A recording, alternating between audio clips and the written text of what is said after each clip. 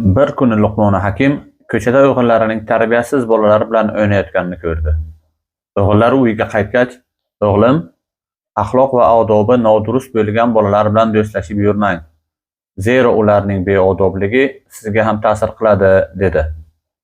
O'g'il esa, "Otajon, axir siz menga juda yaxshi tarbiya bergansiz.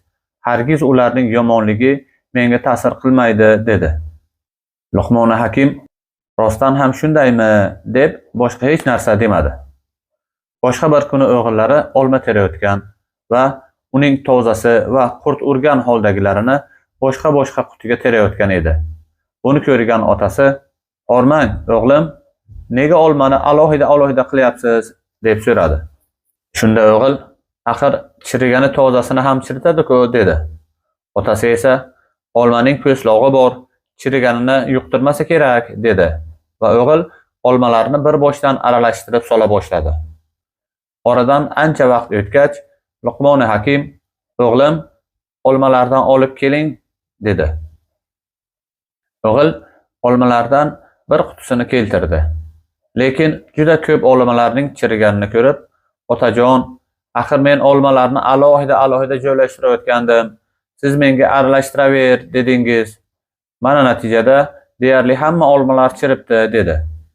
Luqmon Hakim, "O'g'lim, olmaning hammasida po'st yo'qmi?" deb so'radi. "Bor, lekin u himoya qila olmabdi. Chirigan olmaning chirigani sog'lom olmaga ham o'tibdi", debdi. Luqmon Hakim, "O'g'lim, xuddi shunday tarbiyasiz bolalarning ham sizga yomon ta'siri bo'ladi", dedi. O'g'il esa otasiga sal burunroq "Ularning yomonligi menga ta'sir qilmaydi" degan gapdan xijolat bo'lib, otasidan uzr so'radi va avvalgi o'rtoqlaridan uzoqlashdi. Boshqa, yangi o'rtoqlar orttirdi. Darhaqiqat, inson o'z do'stining xulqi bilan xulqlanadi, odobi bilan odoblanadi. Kim bilan do'st bo'ladigan bo'lsak, uning yurish-turishi, xulq-odobi bizga albatta ta'sir qiladi. Shuning uchun yaxshi do'st orttiraylik. Qolgan fikr va mulohazalaringizni izohlarda kutamiz. Obuna bo'lmasdan ko'rayotganlar obuna bo'linglar. Xayr, salomat bo'linglar.